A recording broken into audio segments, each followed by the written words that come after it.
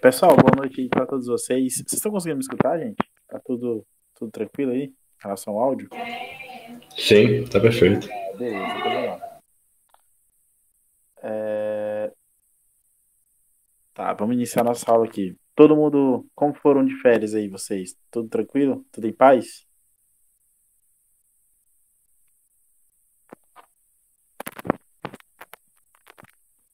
Dependendo do que significa paz.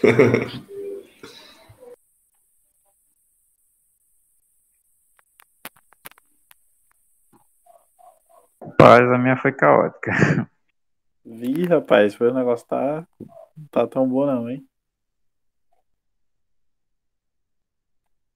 Mas é assim mesmo. Se não for assim, não tem graça não.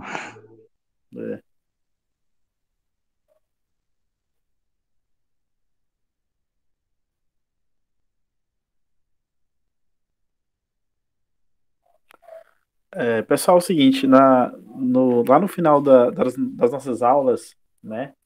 No, no, no final no período antes de iniciarmos as férias, a gente estava falando bastante aí a gente estava falando do modelo de Rutherford, né? Só um minuto, gente.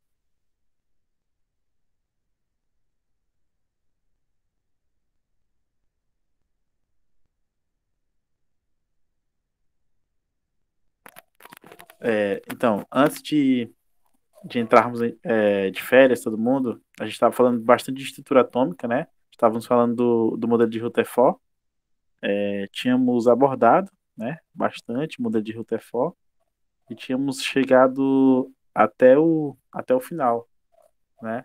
Na parte que fala das críticas ao modelo de Rutherford, né? Então, só para recapitular tudo que a gente está comentando aqui, nós estamos tratando, né? Nós estamos tratando nessa disciplina, nessa parte inicial, a gente está tratando do átomo, né? Estamos falando do átomo, que é, digamos assim, a porção fundamental da matéria, né? A parte fundamental da matéria, né? E como a química estuda a matéria e suas transformações, nada mais justo do que iniciarmos lá do alicerce, né? Lá do patamar inicial, que é o átomo. Então, a gente está estudando o átomo, certo? Então, no estudo do átomo, ou aquilo que a gente chama de estrutura atômica, existem várias teorias, ou também chamado de modelos, para explicar essa estrutura atômica, né? E aí, nessa disciplina aqui, a gente está vendo isso. Nós estamos vendo, né, nessa primeira parte, os modelos que ajudam a explicar os átomos, né? Então, eu estou falando isso aqui tudo aqui no início da aula, só para vocês todos, né, recapitularem, né, tudo que a gente está tudo que a gente está comentando, né? E para poder vocês terem aquela questão de se situar, né? Poxa, a gente passou um mês parado, eu já não lembro mais do que a gente estava estudando, então estou fazendo todo esse retrospecto para a gente poder dar continuidade, tá? Então, como a gente está falando do átomo, toda a explicação do átomo, ela é envolvida, como é que fala? Ela é composta por várias teorias, tá? Porque a gente poderia, como estudantes de química, vocês poderiam já adentrar no estudo do átomo já como ele é conhecido atualmente, né? No modelo atômico atual, que a gente chama, né? Só que aí não teria graça. E aí vocês iriam perder também muita coisa no caminho em relação ao desenvolvimento.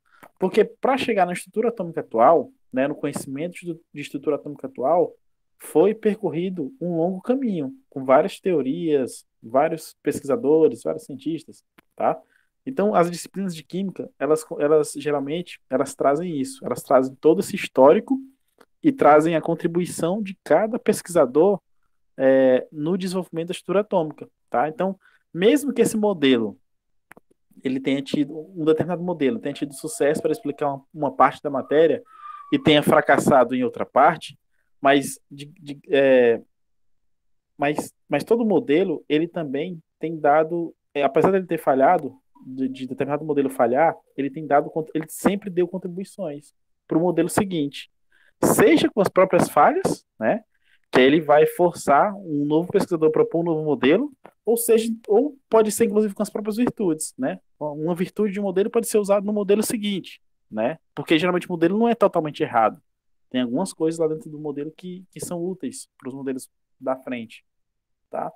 Então, na nossa última aula, tínhamos falado do modelo atômico de Rutherford, tá? O modelo planetário, certo?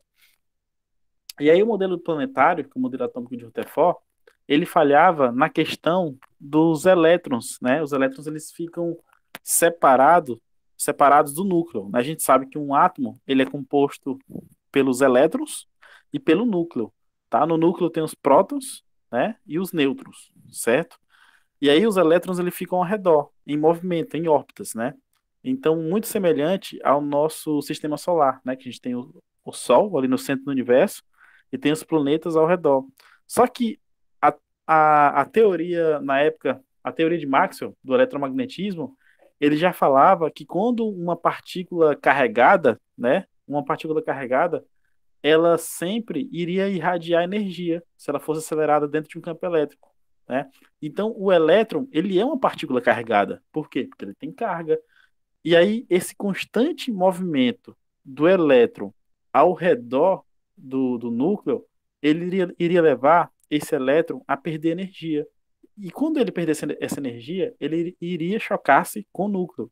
E aí não iria existir matéria, né? Iria ter o colapso da matéria, tendo em vista que o elétron iria chocar-se com o núcleo, né? Então essas são as questões que o Rutherford não explicava, né? Que a gente chama de críticas do modelo de Rutherford, tá? É onde o modelo de Rutherford não funciona, é nessa questão aqui, tá? Vocês estão conseguindo entender, gente? Tô falando muito rápido? Sim, tá Sim. tranquilo.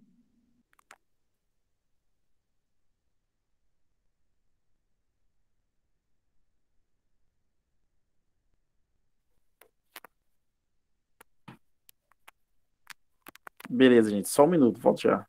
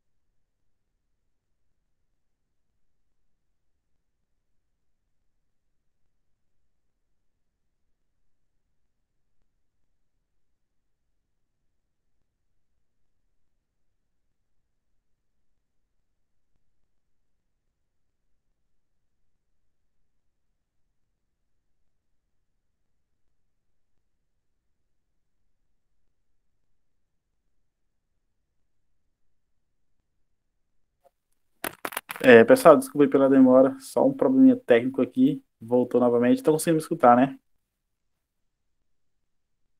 Sim. Tá, beleza. Então vamos lá.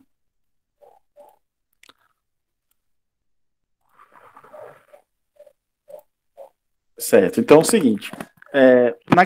Naquela questão do próprio modelo de Rutherford, tá? Naquela época, ele já tinha falado que o núcleo ele era a parte mais densa da matéria, né? Que era responsável por ter aquele choque lá com umas partículas alfa, né? Do elemento radioativo e fazer com que essas partículas alfa sofressem grandes desvios. Então ele postulou que o núcleo atômico era a parte mais densa, né, da matéria. do átomo, certo? Então, esse núcleo atômico, ele já tinha também postulado que ele estava dentro desse núcleo atômico, já tinha os prótons, que os prótons já tinham sido descobertos anteriormente, lá nas experiências com os raios canais, tá? Que era um tubo de gases, muito parecido com os raios catódicos, e eles ajudaram a descobrir os prótons, então ele já sabia, tá? Só que por muito tempo também tinha a questão de tentar deduzir ou tentar explicar por que que o núcleo tinha os prótons, que são partículas positivas, e mesmo assim o núcleo era uma espécie estável, né? As partículas positivas, que são os prótons, elas não sofriam repulsão, né? E aí, para explicar isso, eles tiveram que descobrir, né? Foi descoberta uma nova partícula que estava dentro do núcleo, que é o nêutron. Foi descoberta em 1932 por Chadwick, né, um alemão. Ele descobriu o nêutron através de um experimento muito interessante, na qual ele tinha um elemento radioativo, que era o polônio, que é na tela de vocês. Esse polônio, ele emitia radiação alfa, né? Ele emitia radiação alfa.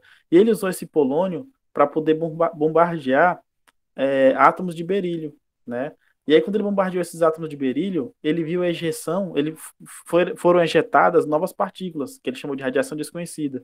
E essas partículas aqui que foram ejetadas eram nêutrons, né? E ele conseguiu ver isso aqui pela câmara de ionização, pela questão da massa. Então, ele conseguiu descobrir o nêutron através dessa questão aí, através do bombardeamento de átomos de berílio, tá? Isso aqui vocês vão ver muito lá na frente, quando vocês estiverem estudando química nuclear, né? Você tem você tem um elemento, você vai bombardear ele com partículas alfa, e vai acontecer um processo lá de transmutação nuclear, e aí ele vai, no final, nos produtos, ele vai gerar um nêutron, né? Ou pode gerar um próton, depende da partícula que vai ser ejetada. Então a ideia mais ou menos foi essa: ele pegou um átomo de berílio, bombardeou com partículas alfa. Essas partículas alfa ajudaram a arrancar umas partículas desconhecidas do berílio. E essas partículas desconhecidas foram caracterizadas lá na frente. E elas foram detectadas que elas se tratavam-se de nêutrons, né? Então, os nêutrons eles foram descobertos nesse esquema. Você tem um alvo lá e vai bombardear ele com partículas alfa, tá?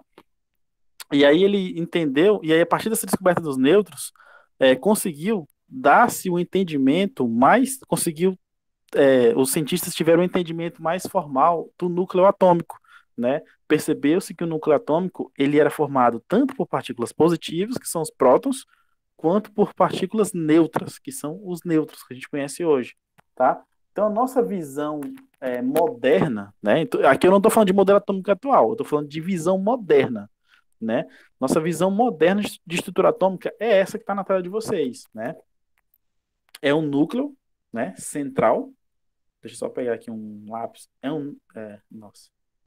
Nossa visão moderna de átomo é essa. Eu tenho um núcleo central, na qual dentro desse núcleo, onde eu estou marcando aqui para vocês, ó, tem nêutrons e prótons, tá? Aqui é o meu núcleo. E aqui, ao redor desse meu núcleo, eu tenho aquilo que a gente chama de eletrosfera, né? Que é onde ficam os elétrons, tá? Onde eu estou marcando aqui, ó, certo? Aqui ficam os elétrons, beleza? Daqui a pouco, esse daqui a pouco que eu falo é no lapso temporal da nossa disciplina. Daqui a pouco, dentro da nossa disciplina, vocês vão ver que os elétrons, eles não têm uma questão de localização exata, né? A gente vai trabalhar aí com probabilidades de localização do elétron, tá? Então, o átomo, geralmente, alguns livros, eles trazem as dimensões do átomo, né? O átomo tem um raio de não sei quantos, sei lá, 10 a 100 angstrom, né? Traz esses limites. No entanto, a gente sabe que a gente nem consegue limitar bem essa medida do átomo, tendo em vista que a gente não sabe onde é que o elétron vai estar, né? Não tem muito aquele limite. Ó, a partir daqui, o elétron vai estar nessa localização, a gente não tem muito. Então, a gente trabalha muito com probabilidades ou com médias, né? Com médias, certo? Então, a nossa visão moderna da estrutura atômica é essa. É um núcleo pequeno, denso, tá? E ao redor desse núcleo eu tenho os elétrons. Por que o núcleo é denso? Porque a massa dos prótons e dos nêutrons são bem maiores em relação à massa dos elétrons, Só vocês verem aqui, ó. A massa do elétron, ela está na casa de 10 elevado a menos 28. Já a massa do próton é 10 elevado a menos 24. E a massa do nêutron é na mesma ordem de grandeza, 10 elevado a menos 24. Percebe que eu não estou olhando nem aqui para essa notação. Eu estou olhando só aqui para a minha notação científica, né? Para o meu expoente, que é o que vai me dar indicação aí da ordem de grandeza. Beleza? Então percebem que a massa do próton e do nêutron é bem maior se comparada com a massa do elétron. Tá? Então, por isso que eu falei nesse instante que o núcleo ele está aqui nessa região central, né?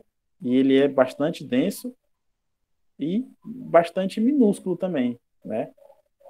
Tá dando para entender, gente? Eu estou falando rápido, me avisem aí. Aqui tá tranquilo, tô entendendo sim. Tá tendo barulho de som aí para vocês? Porque eu acho que tem um vizinho aqui tocando a música. Ou estão conseguindo escutar ou não tá? É questão de barulho Não, mesmo. não. Não, Ah, não. beleza. Só a voz do professor mesmo. Ah, graças a Deus, então. O isolamento acústico do microfone tá funcionando. Outra coisa, gente, em relação à carga, tá? Que a gente precisa muito trabalhar com isso. A gente tem a carga, né, dessas partículas, elas em Coulomb, que é como se fosse que é a carga real, né, em Coulomb, e a gente tem as cargas em unidades de carga, tá? Então vocês vão lembrar que essa carga aqui em Coulomb é a própria carga que foi descoberta na época, por elétron e por próton, tá?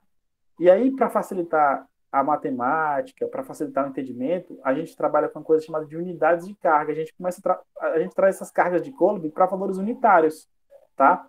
Então, se a carga do elétron é menos 1,6 vezes 10 elevado a menos 19, a gente vai chamar ela como sendo somente de menos 1, tá? Unidade de carga, menos 1, por elétron.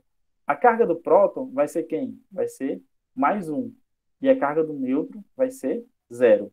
Beleza? Então, lembrando, a carga real é essa aqui, ó, de Coulomb, tá? E aí, para facilitar todo o entendimento matemático, todas as questões do formalismo matemático das equações, a gente trabalha com essas unidades, a gente trabalha com unidades de carga, tá? Chamando as cargas de menos 1, mais 1 e 0. Tranquilo, gente? Então, prótons, carga positiva, nêutrons, carga 0 e elétron, carga negativa, tá?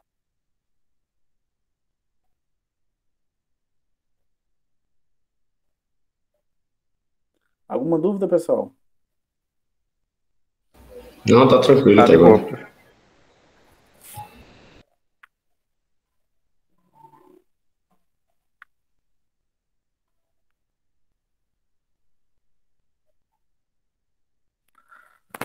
Beleza, então a gente vai falar um pouquinho aqui em relação a número atômico, né? Já que a gente está falando de átomo, eu vou estender um pouquinho a nossa discussão aqui para número atômico, número de massa e isótopos. Alguém sabe me falar? Alguém lembra aí desses termos? Quem quiser comentar aí, fica à vontade. Sobre o número atômico, o que é que vocês entendem por número atômico, número de massa e isótopos? Me ajudem aí.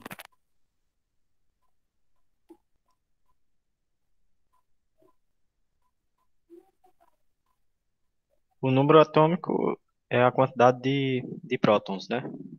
Isso. Número de massa?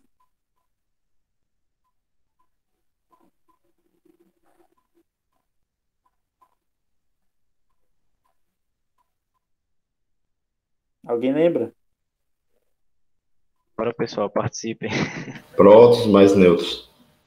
Isso. Número de massa são os prótons mais nêutrons. E isótopos? Vocês lembram que são isótopos? Seria o mesmo átomo com números diferentes de nêutrons, né?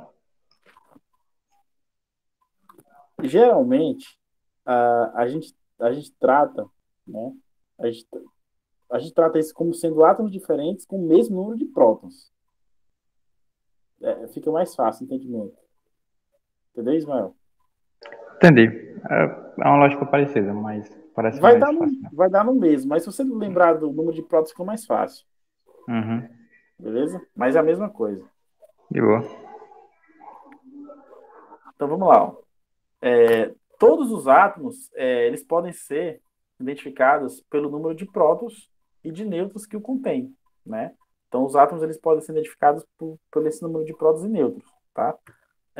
E aí a gente cai especificamente quando a gente trata de número atômico, ou de número de prótons, no caso que a gente já tinha falado, a gente chama esse número de prótons de número atômico, como o Pedro falou, né? Então, o número atômico, que é uma das coisas que serve para caracterizar um átomo, o número atômico é estritamente a mesma coisa que número de prótons no núcleo de cada átomo de um elemento. Portanto, o meu número atômico, ele vai me dar ele vai me ajudar na questão da identidade química de um elemento, tá? O meu número atômico, ele vai me ajudar na identidade química de um determinado elemento, beleza? Outra coisa, o número de prótons, tá? Para um determinado átomo é igual ao número de elétrons, partindo do pressuposto que esse átomo está neutro. Então, para um átomo neutro, tá? A gente não está falando de átomos carregados, obviamente. Então, para um átomo neutro, o meu número de prótons é igual ao número de elétrons. Por quê, professor? Porque você está dizendo que o átomo é neutro, então ele não pode ter carga. E se o próton tem carga, né?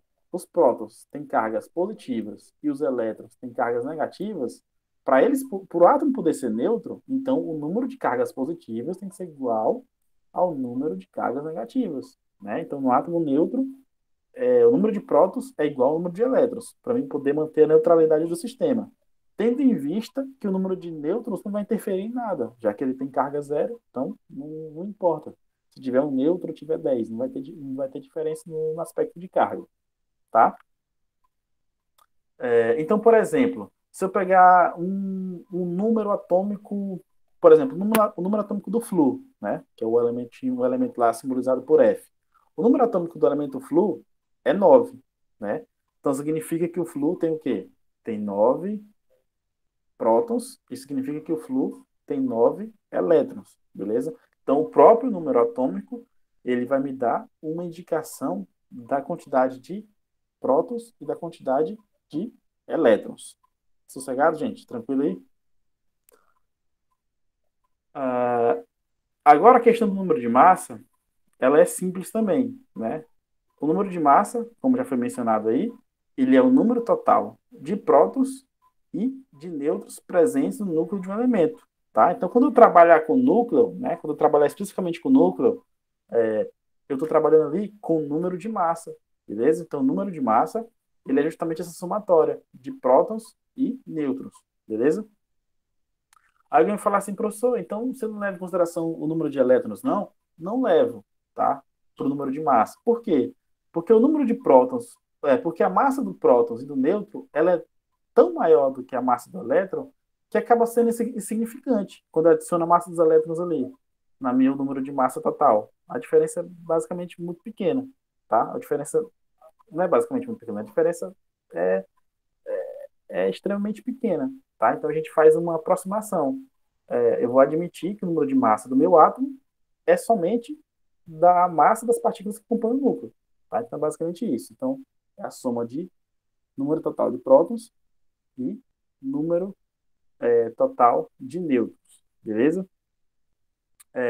Deixa eu ver aqui, gente, mais uma coisa que eu preciso comentar com vocês.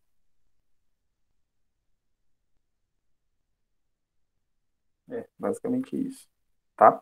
Então aqui a gente tem geralmente eu estou trazendo aqui no slide para vocês a própria expressãozinha, né?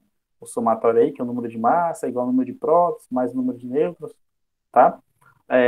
E aqui embaixo tem a questão do simbolismo, né? Geralmente na tabela periódica vocês vão ver o elemento, né? O elemento X, por exemplo, e vão ter um símbolo superescrito, né? Em cima, e vai ter um símbolo subscrito. Aí, geralmente, esse símbolo aqui de cima, gente, é o número de massa, e esse símbolo aqui de baixo, geralmente, é o número atômico. Por que eu estou falando geralmente? Porque, às vezes, muda. Embora na química a gente sempre tenha tentado buscar um padrão, né? Um padrão para tudo, a própria IUPAC, né? Que é a Organização Mundial de Química Pura e Aplicada, ela tenta sempre manter um padrão para tudo, para não ficar uma coisa desorganizada, né? Mesmo assim, alguns livros e alguns artigos, eles ainda trazem essas coisas aqui trocadas, tá? Mas geralmente o padrão é esse. O que está em cima é o número de massa, né, do elemento, e o que está embaixo é o número atômico, tá? Então vocês vão ver isso aí muito na vida de vocês, na parte da química, tá? Deixa eu ver aqui. Beleza, certo. Aqui embaixo, ó, estou trazendo para vocês três é, elementos, né? Estou trazendo, na verdade, aqui o hidrogênio, que são os três isótopos de hidrogênio. O que são os três isótopos de hidrogênio? São as três formas que o hidrogênio é encontrado, tá? E qual a diferença aqui? A diferença é que o número de massa, que é o que está aqui em cima, está variando, tá? O que está aqui embaixo, que é o número atômico, ó, é igual, né? É um, aqui é um e aqui é um. Então significa que os três têm o quê? Têm o mesmo número atômico, tá? Se eles têm o mesmo número atômico, quer dizer o quê? Que eles têm o mesmo número de prótons. Então, se eles têm o mesmo número de prótons, eles têm o quê? Eles são o quê? Isótopos, né? Iso quer dizer igual e o prótons, né? A gente tem uma abreviação aí, chama de isótopos, tá? Iso é igual, aí pós ele está relacionado com o número de prótons, tá? Então, isótopos são aqueles elementos que possuem o mesmo número de prótons, tá? Então, o que que ele tem de diferente? Ele tem de diferente aqui o número de nêutrons, como o Ismael falou, e também tem de diferente aqui o número de massa, né? Porque aqui o primeiro elemento, que é o hidrogênio, tem massa 1. O deutério tem massa 2. O trítio tem massa 3. Beleza? Então, a gente tem aqui uma variação de massa, tem uma variação de nêutrons, mas tem uma constante, que é o número de prótons. Portanto, aqui eu tenho aquilo que a gente chama de isótopo, beleza? Então, eu trouxe essa notação aqui, o hidrogênio, esses três hidrogênios aqui, para justamente mostrar isso para vocês, o que são isótopos, e para mostrar também a notação do que está vindo aqui em cima, ó, é a massa, que eu represento por A, e o que está aqui embaixo é o número atômico, que eu represento por Z. Beleza, gente? Está dando para entender?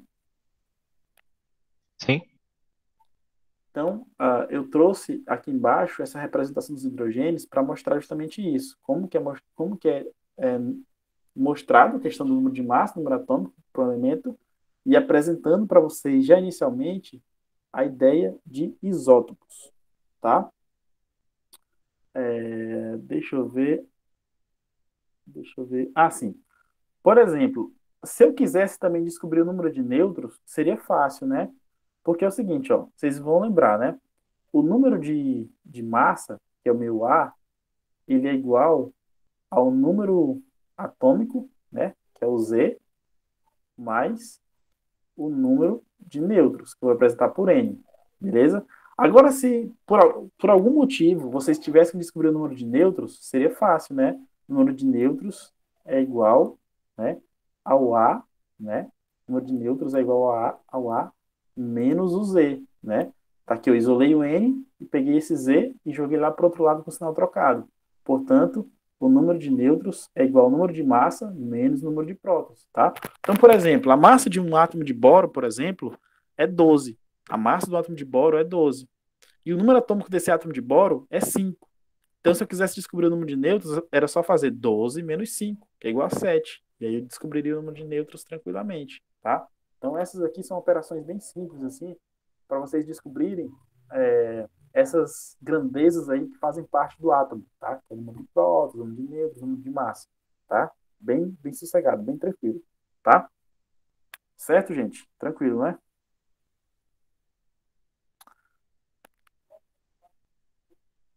tranquilo. Sim.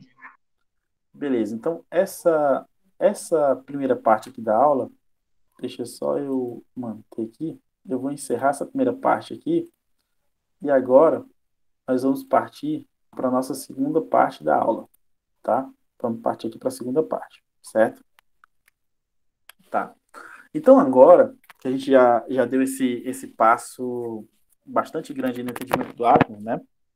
Nós paramos aqui no modelo atômico, só para situar de novo, paramos no modelo atômico de Rutherford, e aí aqui, nesse último tópicozinho que eu comentei com vocês aí, eu estou trazendo algumas características da visão moderna do átomo, tá? Que é o núcleo central lá, prótons e nêutrons, e os elétrons ao redor desse núcleo. E aí algumas operações básicas aí em relação a essas grandezas que compõem o átomo, que é nêutrons, prótons e elétrons, tá?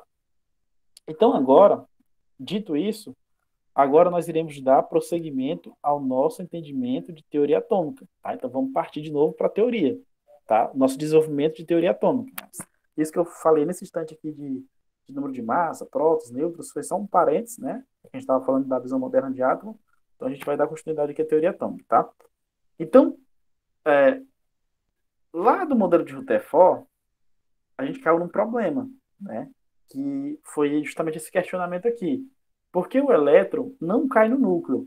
Porque a teoria lá de Maxwell, do eletromagnetismo, ela esperava, ela espera, né? Ela estava prevendo que o elétron ele tinha que cair no núcleo, porque ele era uma partícula carregada em movimento.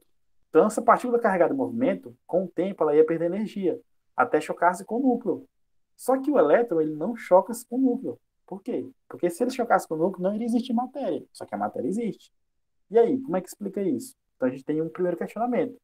Por que o elétron não cai no núcleo? Então, esse aqui é o primeiro questionamento. O segundo questionamento que a gente precisa responder é esse aqui, ó. Como os elétrons se arranjam em volta do núcleo? Tá? Então, uma pergunta, ela tem mais ou menos a ver com a outra, mas nem tanto, tá? Porque uma pergunta fala assim, por que o elétron não cai no núcleo? Deve ter uma explicação. E mesmo que tenha uma explicação, aí já vem a segunda pergunta. Como os elétrons se arranjam em volta do núcleo, tá? E aí, gente, o que vocês acham dessas duas perguntas? Comentem aí.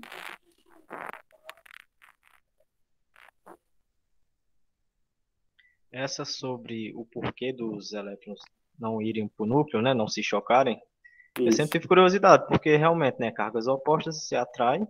Então, o que é que faz esse limite do porquê o elétron não encosta no núcleo? Eu não sei ainda a resposta. Deixa eu perguntar uma coisa aqui para vocês. Vocês já estudaram modelo de Bohr no ensino médio? Ou na disciplina de Fundamentos de Química? Já estudaram? Já sim, professor. Isso tem a ver com a quantização lá das camadas, que eles só podem Isso, assumir valores inteiros, né? isso, tem a ver com isso. Mas me tira uma dúvida. Vocês viram no ensino médio ou em Fundamentos de Química? Só para a gente ter essa ideia. Em Cara, eu vi fundamento. em fundamentos. O meu ensino médio foi complicado. Tá, beleza, então, tranquilo. Então, a resposta, ela, ela é basicamente isso aí que o Ismael falou, né? Tá relacionado aí muito com a quantização de energia, que a gente vai ver lá na frente, tá? A questão do modelo de Bohr, tá?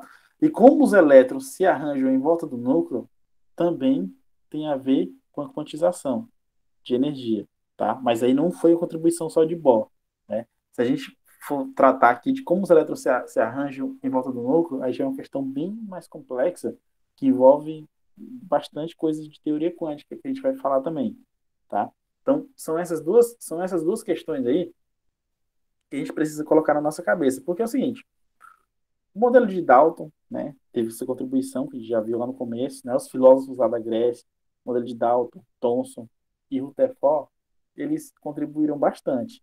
Só que agora, a questão do entendimento de estrutura atômica, a partir dos problemas aí relatados com o modelo de Rutherford, ela começou a cair é, em um problema assim um pouco mais grave, digamos assim, um problema bem mais grande para ser resolvido, tá? Que aí vai entrar a questão da quantização, que foi inclusive, eu falo que é um problema grande para ser resolvido, porque foi justamente nessa época, né, com essas contribuições aqui, que a própria física sofreu um abalo bastante grande, que foi a questão da introdução da física quântica, né? Você teve uma descoberta de uma nova física, digamos assim, né? Você teve um abandono, para alguns casos, da física clássica, lá de Newton, e o advento de uma nova física, né? Na época foi uma coisa meio bastante surreal, né? Como se fosse uma nova ciência, uma coisa muito absurda, assim, tá? Então isso impactou diretamente a química, tá? Então essas perguntas aqui, elas acabam que elas não são respondidas de maneiras assim, de maneira bem trivial, de maneira fácil e simples. Elas são respondidas assim com bastante contribuição daquele que a gente chama de teoria quântica, tá? Que é o que a gente vai ver logo mais, tá? Então eu quis trazer essas duas perguntas aqui para vocês se situarem na questão do problema mesmo, tá? E os cientistas na época tinham que resolver, certo? Porque você imagina, eles estavam com aquela questão. O modelo de Rutherford foi bastante interessante, porque usou radioatividade, teve um embasamento científico bastante grande, Só que ele falhava numa coisa muito grave. E aí você imagina, como que vai resolver essa falha, né? Pelos artifícios lógicos da época, não tinha muito como resolver, né? Porque o Maxwell, ele falou, tá errado, pela minha teoria do eletromagnetismo, isso aqui tá errado. Mas o que é certo, então? Ele só detectou que estava errado, mas a resposta é, é, correta para aquilo não tinha. Porque ele falou, tá errado, porque vai perder energia e os elétrons vão se chocar com o núcleo. E a matéria não vai existir. Só que a matéria existia, né? Existia não, existe. Então tem algum embasamento, algum, algum, alguma lacuna na teoria, alguma lacuna na teoria geral da física, digamos assim. Essa lacuna teve que ser resolvida, tá? Então a gente vai comentar um pouco isso aqui agora, certo? Primeira coisa, seguinte, os átomos, né? Os átomos, eles são entidades bastante pequenas, minúsculas, né? Na casa dos angstroms, né? Que é 10 elevado a menos 10 metros. Então, 10 elevado a menos 10, vocês sabem, é 0,00001, né? Até chegar lá no 0,1, né? 10 elevado a menos 10 angstroms. Então, é uma coisa bastante pequena. Então, os átomos, no geral, eles não são observados, eles são observados indiretamente, né? Porque a gente, naquela época, né, você não conseguia ver os átomos, né? Nem hoje. Hoje, com algumas técnicas modernas, você tem umas imagens dos átomos, mas não consegue ver com grande resolução. Então, os átomos, eles são observados indiretamente, tá? E que observação indireta é essa, professor? Geralmente, os cientistas, eles analisam as propriedades da luz que os átomos emitem quando eles são estimulados por calor ou descarga elétrica. Tão importante que vocês entendam isso, tá? O átomo, eu não vou colocar ele lá no microscópio ou qualquer outro aparelho e vou analisar o comportamento desse átomo, não, tá? Ele é estudado de uma maneira bem peculiar, bem peculiar. Que maneira peculiar é essa, professor? Eu perturbo um átomo com calor e energia elétrica, e aí depois que esse átomo é perturbado, ele vai emitir uma luz. E essa luz que o átomo emite, que eu vou estudar para poder prever o comportamento do átomo. Você imagina como é louco isso? Eu perturbo o sistema. Quando eu perturbo esse sistema, ele vai responder essa perturbação. Como que ele vai responder essa perturbação? Ele vai emitir uma luz, tá? E aí a luz que ele emitiu, eu vou ter que estudar para poder prever o comportamento do átomo. Vocês estão imaginando como é meio louco isso? Estão conseguindo entender o que eu estou falando, gente? Sim, sim. A gente meio que começa a estudar ao contrário, não sei. É um estudo ao contrário. É muito ao contrário. Entendeu? A gente estuda. Eu costumo falar que é meio absurdo. Porque a gente não consegue estudar ele diretamente. Né? Então a gente estuda ele indiretamente. Justamente a palavra é essa, ao contrário. Tá?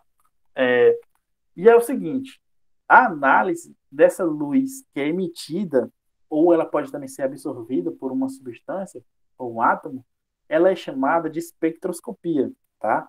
Então vocês vão precisar, vocês que são estudantes de química, vocês vão precisar gravar esse nome aqui, ó, espectroscopia, tá? Essa espectroscopia é uma coisa que está muito presente na química, tá? Por quê? Porque é o estudo da interação da radiação eletromagnética ou a luz com a matéria.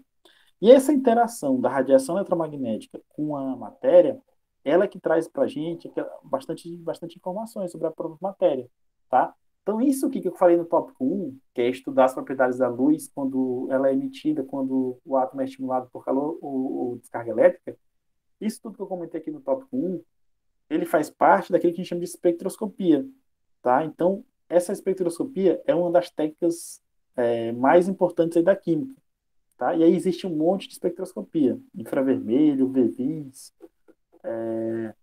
espectroscopia de Raman, existe um monte. Ela só vai variar, basicamente, de acordo com a própria aparelhagem experimental, os instrumentos que são usados, e a própria luz, que ela é invertível, tá? Então, a espectroscopia ela vai variar de acordo com a luz que ela está estudando, tá? Outra coisa interessante também, gente, ó, essa luz, que vocês estão vendo que eu estou falando bastante de luz, ela é uma forma de radiação eletromagnética, tá? Então, a luz é uma forma de radiação eletromagnética. Então percebe, gente, que uma coisa vai levar a outra, tá? Então já que eu estou falando aqui de luz, de radiação eletromagnética, vocês vão perceber o seguinte, eu quero que vocês entendam o seguinte, eu tenho um átomo, tá? Então deixa só, eu desenho aqui, ó. Vamos dizer que eu tenho um átomo, né? E aqui no centro, aqui eu tenho um núcleo, tá? Núcleo com prótons, elétrons, certo? Então, eu não consigo, a olho nu, nem com aparelhagem com microscópio de alta precisão, eu não consigo estudar esse átomo, tá? Eu só consigo estudar esse átomo aqui da seguinte maneira, com a luz que é emitida por esse átomo, tá? Com a luz que é emitida por esse átomo, ou também com a luz que pode ser absorvida por esse átomo, tá? Então, geralmente eu estudo ele com a luz que é absorvida ou com a luz que é emitida, tá? Essa luz aqui, gente, ela é uma forma de radiação eletromagnética. Então percebe que a luz, ela tem um aspecto central aqui no meu estudo, tá? No meu estudo do átomo. A luz, ela tem um aspecto central. E essa luz, como eu acabei de falar para vocês, ela é radiação eletromagnética, tá? Só fiz uma abreviação aqui. Então, para mim poder entender o comportamento do átomo, o que eu vou fazer? Eu vou estudar o comportamento da radiação eletromagnética. Por que, professor, que você vai estudar isso? Porque se eu entender o comportamento da radiação eletromagnética, eu vou estar entendendo o comportamento da luz. E é a luz que vai interagir com o átomo. Então, não adianta nada eu querer entender o átomo se eu não entendo nem sequer a luz que vai interagir com esse átomo, né? Então, antes de entender o átomo em si, eu preciso entender a luz que vai interagir com esse átomo. Então, a gente vai fazer um estudo aqui de degrau mesmo, degrau por degrau. Entender logo o que é radiação eletromagnética, né? Para depois eu passar lá para o átomo, para entender o átomo. Tranquilo, gente? Tranquilo. Tranquilo, professor. Só uma pergunta. Pode fazer. Como essa luz é emitida? Porque assim, eu estou pensando aqui, para ele emitir alguma luz, eu tenho que fornecer energia para o sistema, né? Isso. Eu pensando aqui, tipo, imaginando que o elétron está na camada 1, eu forneço energia, ele vai se excitar e para a próxima camada, quando ele retornar, ele vai liberar energia em formato de luz, né? Só que Isso. essa é a única forma? Essa. Não. Não necessariamente essa é a única forma. Porque é o seguinte: nós estamos muito ligados nessa questão de camadas, né? Essa questão de camada. Camada a gente chama de camada eletrônica, né? Ele é excitado, né, para uma camada, logo em seguida ele volta e emite luz. Mas ele pode ser excitado dentro de uma mesma camada eletrônica, né, sem ir para uma segunda camada, a gente chama de camada vibracional. Só que o mecanismo é o mesmo, ele vai para a camada de cima, depois ele retorna e emite luz, tá? O esquema é o mesmo. Mas não necessariamente ele para poder emitir luz, ele tem que mudar de camadas, tá? Ele pode mudar de uma camada somente, pode mudar de uma camada dentro do mesmo nível. Só que isso é lá para a espectroscopia vibracional, uma viagem meio louca assim, tá? Então, pelo menos de agora, por agora, nosso entendimento ele vai se basear basicamente nessa questão que você acabou de falar, tá? Que ele vai passar para o nível, né, superior e vai emitir essa luz quando ele voltar para o nível inferior, tá? Entendeu, Ismael? Entendi, professor. É que nuvem eletrônica não entra na minha cabeça. Então é basicamente isso. Como é nuvem eletrônica? É complicado eu pensar numa nuvem de elétrons e não nas camadinhas, né, no corpúsculo mesmo.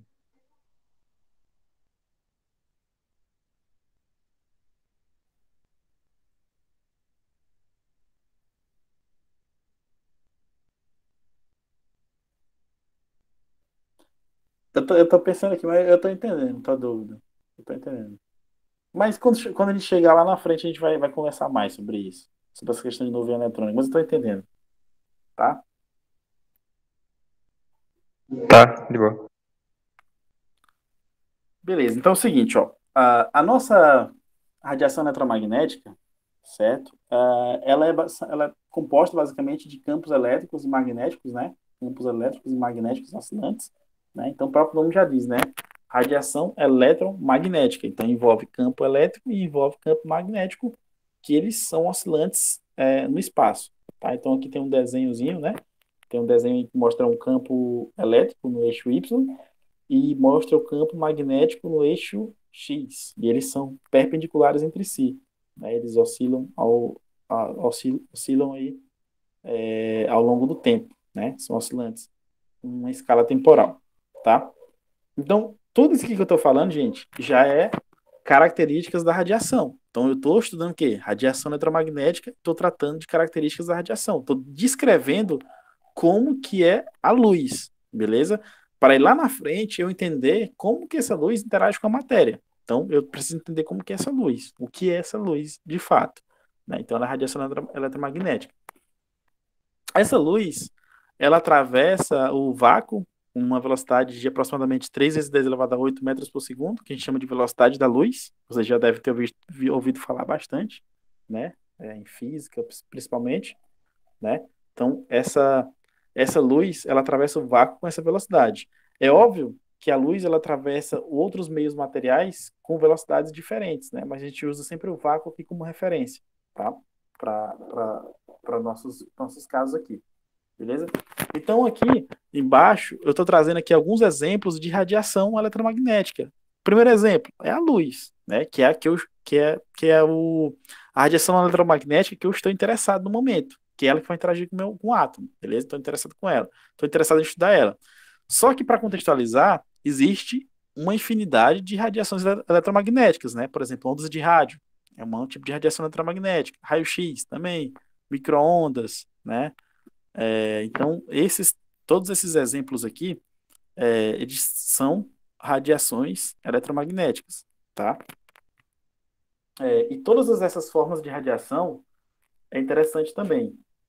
Todas essas formas de radiação, elas transferem energia de uma região do espaço para outra, tá? Então, quando a luz ela interage lá com o átomo, né? Com o átomo, e ela vai fazer um elétron excitar para o nível de cima, então ele só vai fazer esse elétron excitar, por quê? Porque essa luz ela está levando energia, tá? E ela vai ser responsável por essa excitação eletrônica, beleza? Então, é importante vocês terem a ideia que a radiação ela transfere energia de uma região do espaço para outra, beleza? E é óbvio também que aqui a gente pode também trazer para o lado negativo, né? Quando a gente está exposto a alguma radiação com alto teor energético, ela pode danificar os nossos tecidos, levar a câncer de pele, por exemplo, né? Então, você tem também os aspectos positivos, né? E também tem os aspectos negativos aí na questão da exposição à radiação eletromagnética com alto teor energético, tá? Tendo em vista que eu acabei de falar, ela está levando energia, né, de uma região do espaço para outra. Tranquilo, gente? Beleza aí? Sossegado? Tranquilo, professor, mas uma pergunta talvez boba. As radiações eletromagnéticas só variam de energia, né? Ela não varia a velocidade. Não, ela só varia de energia, frequência e comprimento de onda. Entendi. A única coisa que ela vai ser constante aqui é a velocidade. Mas energia, frequência e comprimento de onda, elas vão sofrer variações, tá? Então, digamos assim, a única coisa que vai unir as radiações eletromagnéticas é a energia, que a gente chama ela como sendo, ela é uma constante, né? Eu uso o símbolo Czinho aqui. Então, lá na frente, nas fórmulas que eu vou mostrar para vocês já já, vocês vão ver que a única coisa que é constante mesmo é a velocidade, né? Que a gente sempre chama. As radiações eletromagnéticas, elas percorrem o espaço sempre com velocidade constante. 3 vezes 10 elevado a 8 no vácuo. 3 vezes 10 elevado a 8 metros por segundo no vácuo. Então, isso aqui é constante para todas as radiações. Agora, se eu falar de frequência, de comprimento de onda e de energia, aí não. Aí elas irão sofrer variações. Beleza, Pedro? Beleza? Então é o seguinte, ó. Ah, de novo, eu estou falando aqui das características da radiação, tá? E essa radiação, como eu falei para vocês, deixa eu só voltar aqui, elas são campos elétricos e magnéticos, ou são ondas eletromagnéticas. Então a gente está tratando aqui de ondas, tá? Então a radiação eletromagnética, ela nada mais é do que ondas, tá? Ondas eletromagnéticas.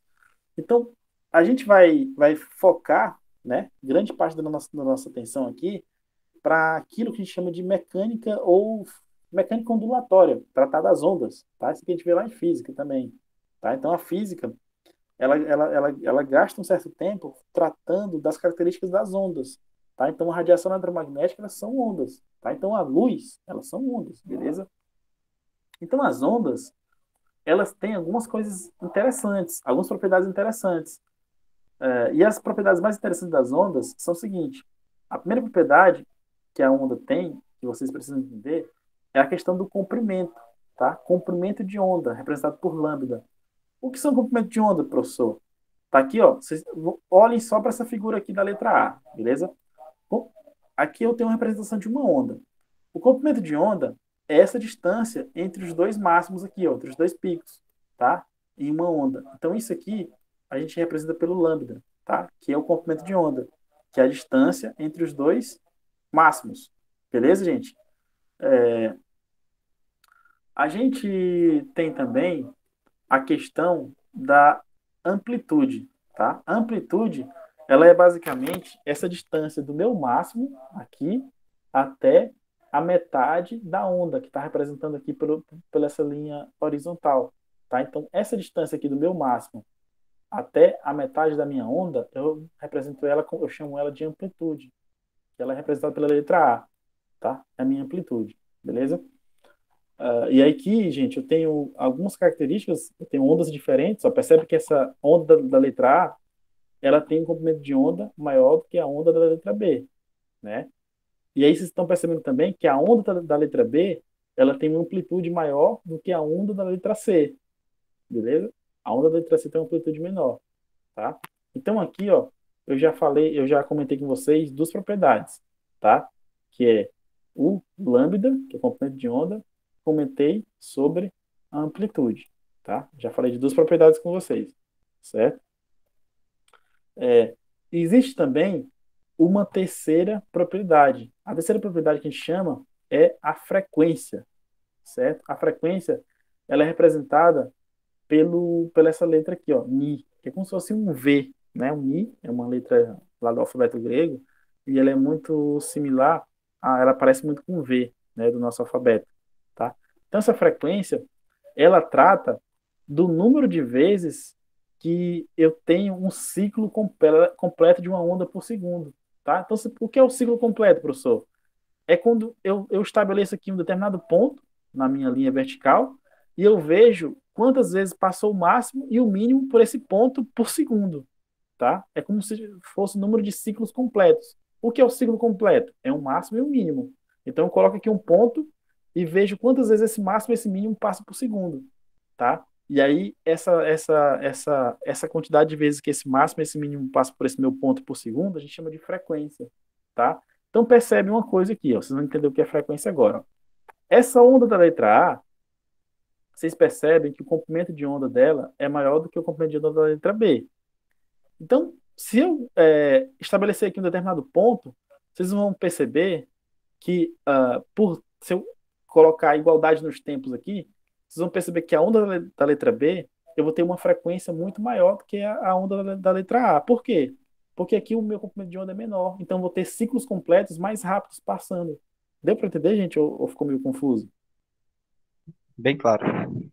Deu para entender, né? Então, é o seguinte, é, como o meu máximo, tá aqui, ó, o meu máximo e o meu mínimo, eles estão bem perto aqui, ó, então quer dizer que o ciclo vai ser mais fácil de ser completo por segundo.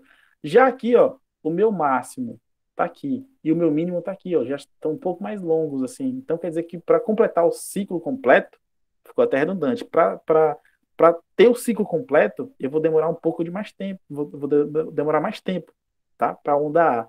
Já para a onda B, como o meu comprimento de onda é menor, quer dizer que o meu máximo e o meu mínimo estão mais próximos. Então, eu vou ter ciclos completos mais rápidos aqui. Tá? Então, a frequência é basicamente isso, certo? Agora, quando eu vou para a letra C, eu vou ter basicamente a mesma frequência da letra B. Tá? Aqui a minha distância do meu máximo e do meu mínimo ela é muito, muito semelhante. Tá? Muito semelhante. Então, são semelhantes. Então, vou ter a mesma frequência. Entretanto, o que vai variar aqui é a questão da amplitude. Tá? Então, quando eu trato de ondas, eu vou já aqui escrever outra propriedade, que é a minha frequência, tá? Então, eu já tenho aqui, ó, comprimento de onda, tenho amplitude, tenho frequência. E aí, por último, eu vou ter aquilo que eu chamo de energia das ondas, que a gente vai comentar daqui a pouco também, tá? Então, são essas três grandezas aqui fundamentais quando eu quero descrever o comportamento da onda, tá? Além da própria velocidade. Mas a velocidade eu deixo ela separada porque ela é constante para todo mundo, né? A velocidade da luz. Ela é constante para todo mundo, então eu deixo ela separada. Então, em termos de propriedades, eu tenho comprimento de onda, amplitude, frequência e energia. E a velocidade, deixo ela como um coringa aqui porque ela é constante para todo mundo. Tranquilo, gente? Tranquilo? E aí, alguém pode perguntar assim, professor, existe alguma relação matemática entre essas propriedades aí que o senhor está comentando com a gente? Existe sim, existe uma relação matemática. E a relação matemática é essa daqui que está na tela de vocês, ó. O comprimento de onda vezes a frequência é igual à velocidade da luz. Ou velocidade da luz é igual ao comprimento de onda vezes a frequência, tá? Então, matematicamente, é isso, ó. O comprimento de onda, que é o meu c, ele é igual. Não, a minha velocidade da luz, que é o meu c, é igual ao comprimento de onda, que é o meu lambda, vezes a minha frequência, que é o meu ni, tá? Então, essa é a nossa equação, que a gente chama equação fundamental do comportamento das ondas, do comportamento ondulatório, tá? E por que que ela é interessante? Porque ela consegue relacionar as três grandezas fundamentais aqui que eu tinha falado para vocês, que é o meu comprimento, né, de onda, a minha frequência e a minha velocidade, tá? A energia e a amplitude, elas vão ser comentadas mais na frente. Tem uma expressão matemática para energia também, vai ser comentada mais na frente. Mas essa equação aqui que eu estou mostrando para vocês é a equação fundamental das ondas, tá? Ela que traz a relação entre comprimento de onda, frequência e velocidade da luz, tá? E aí, eu vou fazer vocês pensarem um pouco. Vamos lá. Deixa eu só ver aqui o outro slide. Não, deixar nesse aqui mesmo. Beleza. Eu tinha falado para vocês, gente, ó. Eu tinha falado para vocês que a velocidade da luz, ela era o quê? Ela ia ser igual para todo mundo, ia ser constante, né? Beleza. Então, se esse Czinho aqui é constante, quer dizer que o meu comprimento de onda e a minha frequência, eles vão ter sempre que sofrer as mesmas variações para poder manter minha velocidade da luz aqui constante, tá? Então, ela vai ter que sofrer as mesmas variações. Outra coisa também, essa equação aqui, ela mostra uma coisa interessante. Ela mostra que o comprimento de onda e a frequência, elas são inversamente proporcionais. Ou seja, quer dizer que quando um comprimento de onda é grande, a frequência é pequena. Ou quando a frequência é grande, o comprimento de onda é pequeno. Então, se vocês olharem para a figura, isso aqui faz todo sentido. Por quê? Porque quando eu olhei para a figura da letra A e da letra B, a figura da letra A tem um comprimento de onda maior que o da letra B. Só que a frequência da letra B é maior que a frequência da letra A. Então percebe que tem uma relação de proporcionalidade inversa, tá? Então se o comprimento de onda da letra A é maior do que a da letra B, então a frequência da letra B é maior do que a frequência da letra A. Então são inversamente proporcionais. Quando um é grande, o outro é pequeno. Beleza? Então, inversamente proporcional quer dizer isso. Quando uma grandeza é grande, a outra é pequena. Tá? Então, essa equação ela mostra isso pra gente. Tranquilo, gente?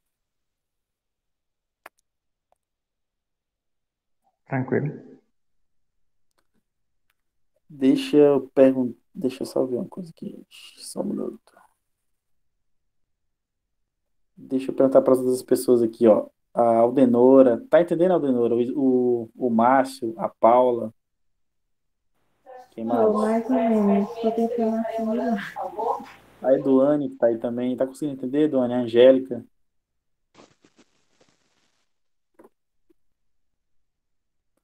Ó, na hora que vocês tiverem dúvida, pode interromper, gente, sem problema algum. E aí, Márcio, tá tranquilo? Tá conseguindo entender?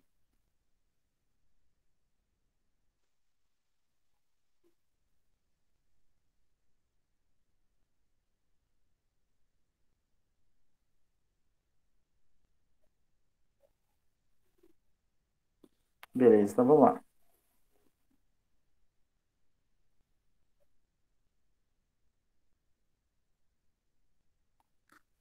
essa figura, gente, eu tô de novo trazendo as características para vocês, ó. De novo, mostrando aqui o comprimento de onda, né? Que é a distância entre os dois máximos, ó. Para quem ainda está tentando, acho que é o Aldeneiro que está tentando entender. Então, de novo, ó, tô trazendo aqui, ó. Aqui eu tenho um máximo da minha onda, aqui eu tenho outro máximo. A distância entre os dois máximos é quem? É o comprimento de onda, que é representado pelo lambda, beleza? Essa distância da metade da minha onda até o pico, até o máximo, eu chamo de quê? De amplitude, que é o A, beleza? E aí a questão dos ciclos que são completos, né, eu chamo de frequência, tá? Então, o ciclo completo eu chamo de frequência. Por exemplo, gente, ó, essa onda aqui. Sim, e a frequência, muitas vezes, ela, como eu falei para vocês, ela é representada por ni, só que com os livros eles trazem também o F, para dizer que é frequência. Mas eu prefiro que vocês trabalhem com ni, porque esse F aqui é muito lá da física. Já na química a gente trata muito pelo alfabeto grego mesmo, pelo ni, tá? E aqui ele mostra pra gente, ó, frequência de 2 Hz. Depois a gente vai ver o que é o Hz, tá? Frequência de 2 Hz. O que quer dizer frequência de 2 Hz? Quer dizer que eu tive 2 ciclos completos. E a própria figura mostra isso, ó. Aqui, ó, eu tenho o máximo e aqui eu tenho o mínimo nessa onda. Então aqui eu já completei um ciclo.